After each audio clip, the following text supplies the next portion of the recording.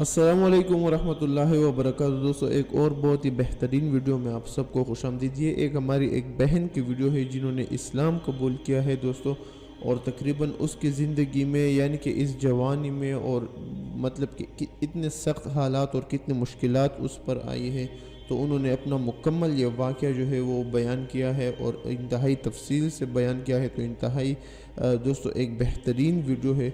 कोशिश करें कि आप इसे एंड तक लाजमी देखें। इंशाअल्लाह अज़ीज़ ये आपको इंतहाई ईमानी और इल्मी बहुत फ़ायदा देगा। और अगर आप एक कुछ मामूली गुनाह में मुब्तला है तो आप उनको इस वीडियो को देखने के बाद आपको इंतहाई आसानी होगी कोई भी बुरा काम या कोई भी गुनाह का काम छोड़ने में। तो इस वीडियो को एंड तक लाजमी देखिए।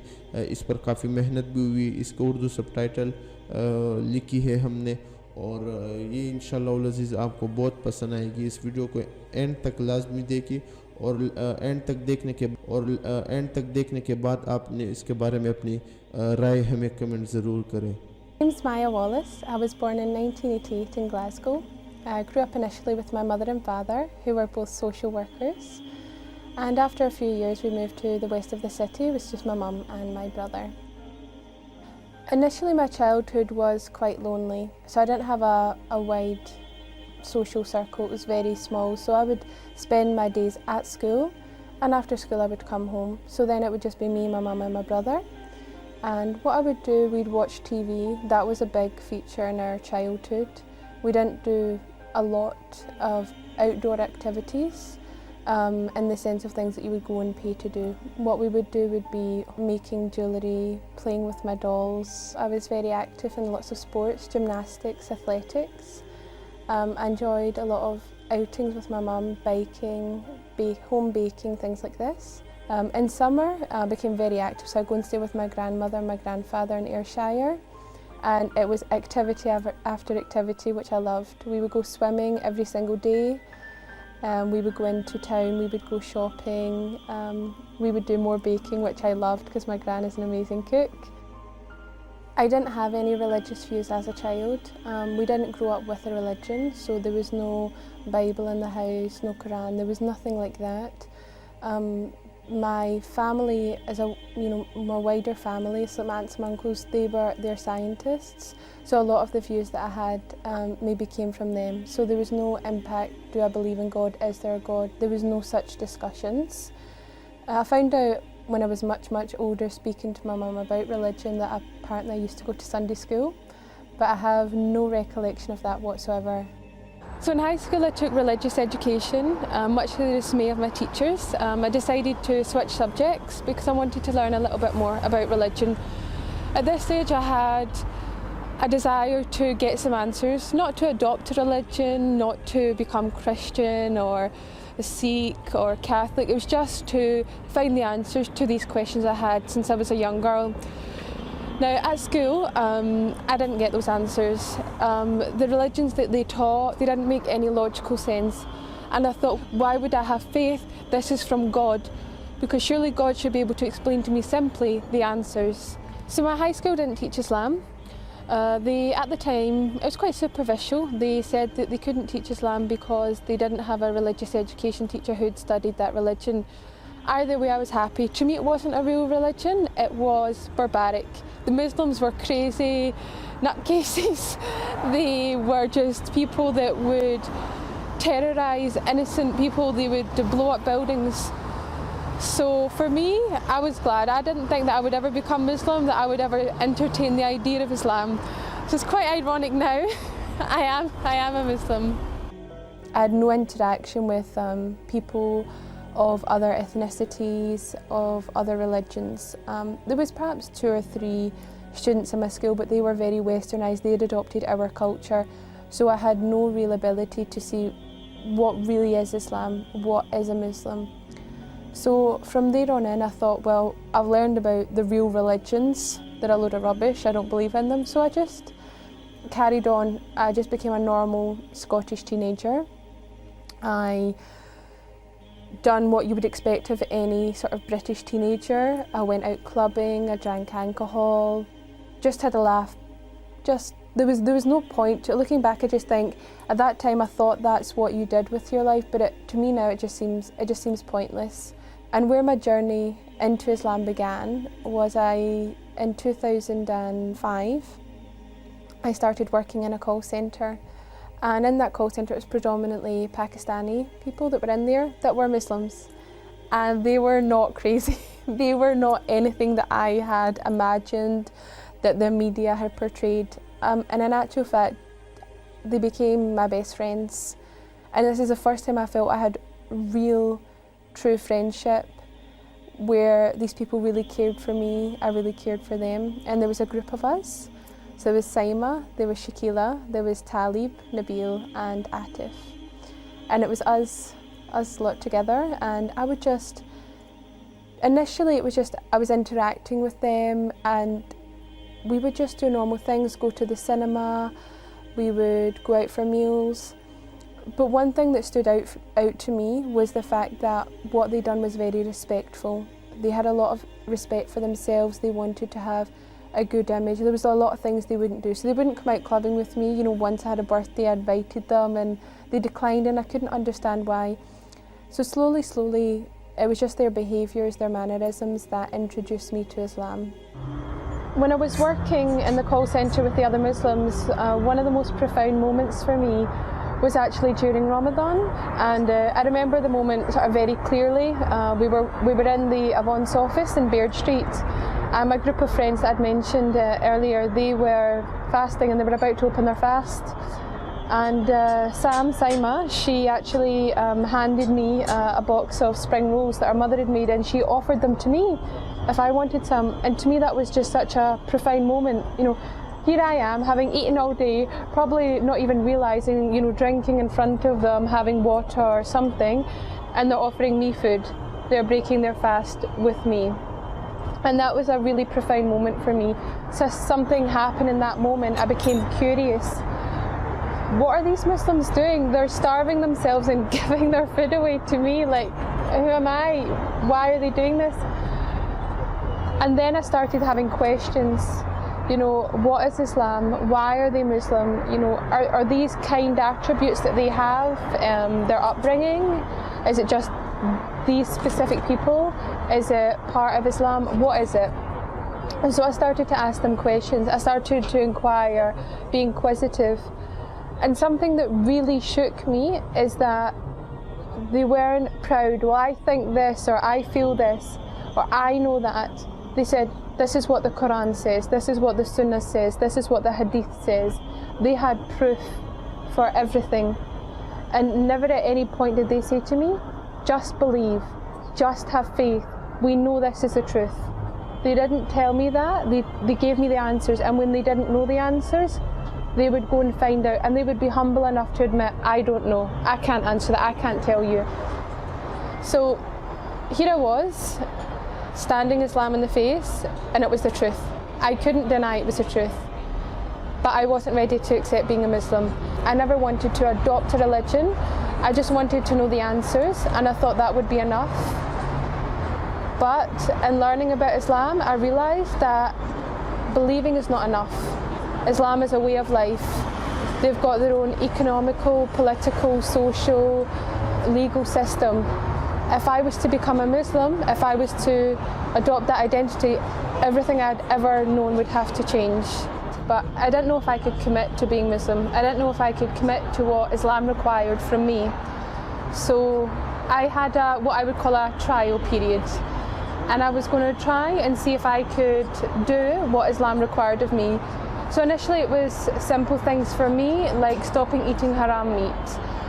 Being a vegetarian previously, that wasn't so hard for me. Then it was stopping drinking alcohol. Then it was stopping going out to nightclubs, which was a large part of my social life. I started to dress more modestly, so I went half of my wardrobe. And slowly, I realised that I was able to overcome these hurdles. But still, I was apprehensive. You know, it was a lifetime commitment. If I became Muslim, that was it. And I wanted to be sure that I could give that commitment to Allah. And it just took a long time to get that courage, to take that leap, to know that I was doing the right thing and that Allah would see right by me. and that my fears would melt away. And my fear mainly was telling my family, how will my mum cope? My brother, you know, my aunt and my uncle, they're not religious. My grandfather. And I think that when you're making such a huge life change, that you will start to imagine them reacting in ways that aren't even within their character, because you're just so scared, because it's such a big change and it's something completely different. So every Sunday, my mum would collect me from work and drive me home. And every Sunday I would try and muster up the courage, and before I knew it, we were home. And I didn't say anything.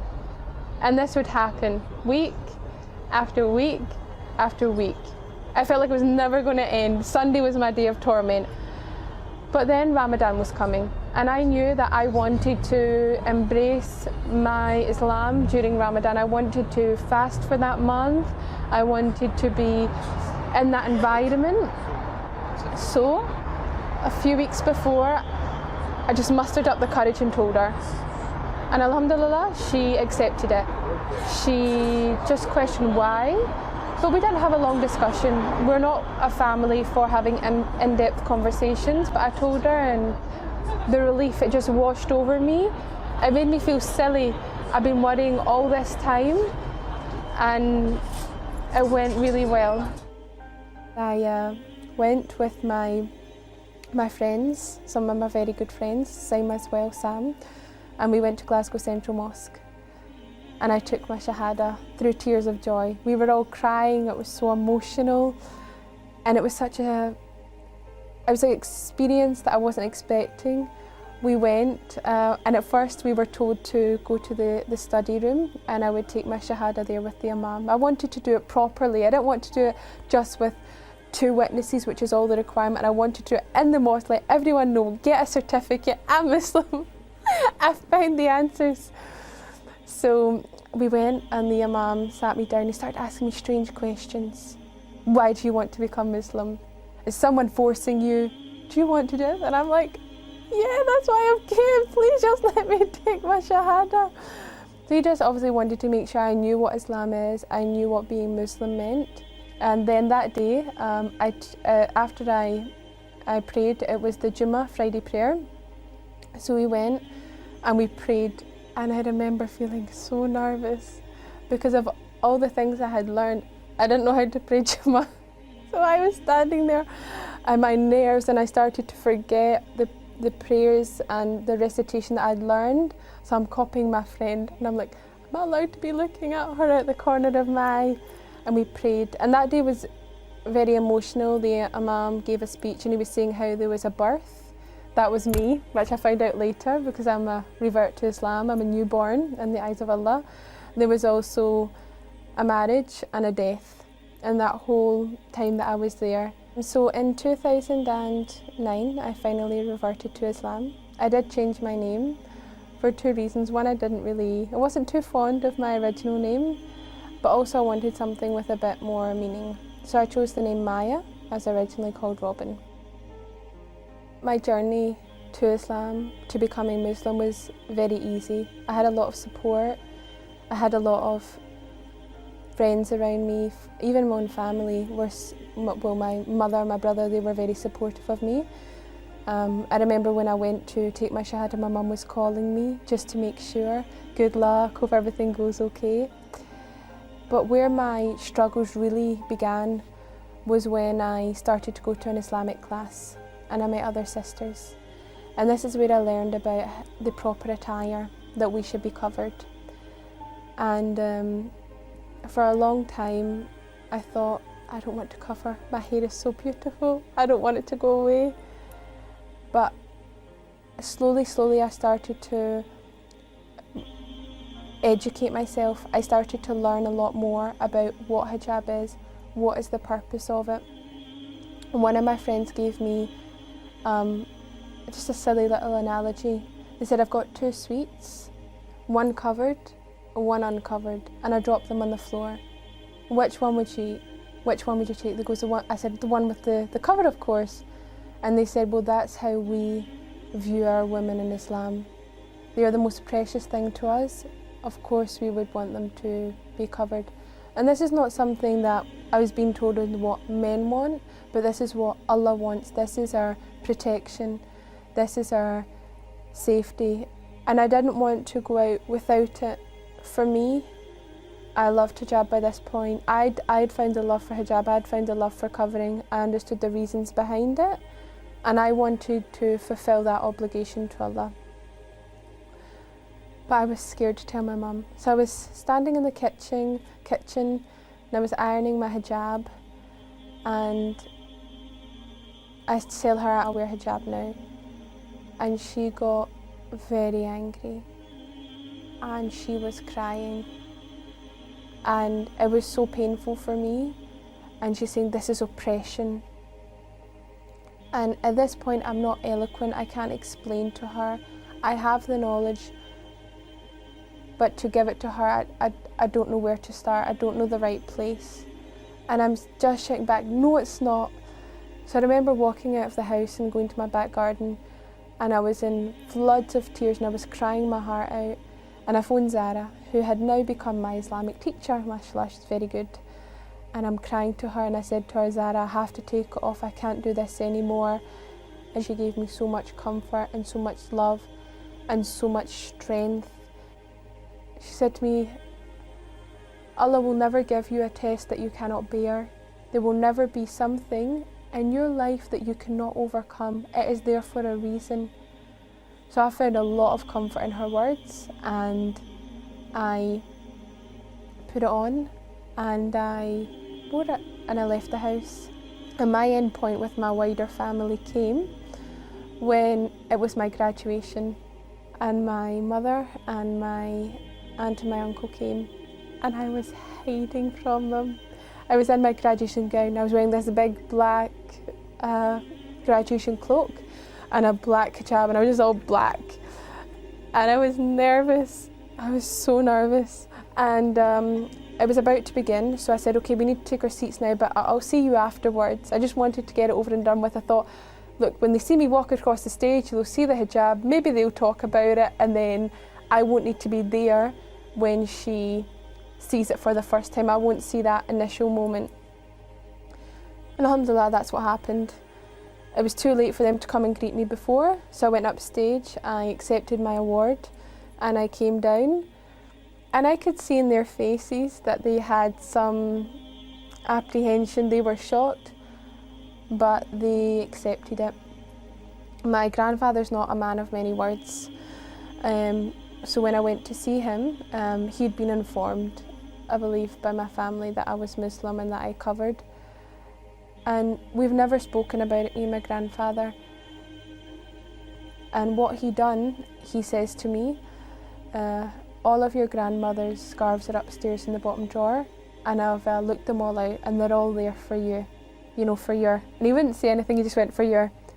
And that's when I knew that through that trial, through that, for me that was a very hardship, that there was light at the end of the tunnel, if you want to call it that. There was peace at the end for me, and that my family accepted the hijab, and that now they understand the reasons behind it. And you guys don't know this as you're recording it, but I've wanted to wear a abaya for a long time. I've wanted to put on the proper covering, and I've been too nervous. And actually had discussion about the abaya with Ahmed, who's another revert, and he said to me, you will find the strength. Your husband, he will give you that guidance and you'll be there. So when I was asked to come on this show, I thought, I don't want to go on wearing, like, I know I'm covered, you know, my arms down to my feet, my head, but I said I don't want to go on and wear my dress. I don't think that's right. I want to be a good example to my sisters out there, to Muslims, to people that are thinking about reverting. So today I put on the abaya for the first time. Before I became Muslim, I was a little bit apprehensive about reading the Quran. I knew it was real in Arabic, so I was a bit worried that, you know, little things, can I get it in English, which I could. The first one I got, it was just a literal translation There was no context, there was no understanding. And for me, even though it was written in English, it was like Shakespeare, Alien, like, well, I don't know what this book is saying. But thankfully, some family friends, they gave me a Quran, and it was a Quran meant for children. It gave the background story, so what happened when it was revealed to the Prophet, peace be upon him. And that's what started my love even more for this Quran. So now whenever anyone asks me about Quran, I say to them, don't be scared about reading it. You know, I'll give them a copy of it that I think would be a good one to read, because although every single Quran has the same words in it, some are very good at explaining it. And for me, my favourite part of the Quran is in Surah Al-Baqarah. It's in this verse that Allah sets a challenge for the whole of mankind, that if you don't believe that this book is the word of God, then just produce one verse like it. The same style, the same transparency. But if you can match that, then you can disprove Islam. And that had such strong meaning for me, because I thought of all these people that say the Quran's not real, Allah doesn't exist, Muhammad made everything up. They'll have lengthy debates for hours and hours, but they won't do this one simple challenge: write a verse. How long can it take them? But in 1400 years, not one person has been able to do this. And the second part of this surah that meant a lot more to me, is that Allah goes on to say that you will not be able to write a verse like it. And I just think to anyone out there that's doubting Islam, then take this challenge. Come forth and bring a verse. Islam means everything to me. Islam is my whole life. I believe it's given me everything that I want. Not materialistic things, but it's given me contentment in my heart. It's given me the understanding to life. It's told me why I'm here, what I should be doing. It's given me comfort knowing that Allah is out there, that there is a God, that I can worship Him and obey Him. And from how I would describe it in humanly terms, in His eyes, I'm doing the right thing. You know, no longer do I need to lead my life by my own moral compass. I've got God there to tell me what is right and what is wrong, and I know in my actions that I'm doing the right thing. It's given me a much better relationship with my mother. You know, she's a very private woman, stiff upper lip sort of thing. Now, every day she tells me she loves me. Mashallah, I would never have found my husband had I not become Muslim. He's Muslim, of course. And I just think that is an avenue that if I had never taken my Shahada, I would never have experienced this. It's overwhelming that my life now feels complete. No longer am I chasing after the latest dress or the latest car or job. I have everything I need to keep me content right now at this age. I grew up in an environment where what I was told was that you're meant to go out, you're meant to travel the world, you're meant to experience many different things, date different people, to try and attain something, and when you've attained it, get more. Earn money, and when you've got money, earn more money. When you drink, learn to drink and then drink a bit more. Gluttonous, it was just, you know, and to me it had no real value. It was like, I'm going to live, inshallah, 60, 70, 80 years, and I'll have achieved nothing. Now I understand my place in this world and what I'm here for, and that's to obey Allah and complete my duties as a Muslim, spread Islam, and be an example to the community and my sisters around me.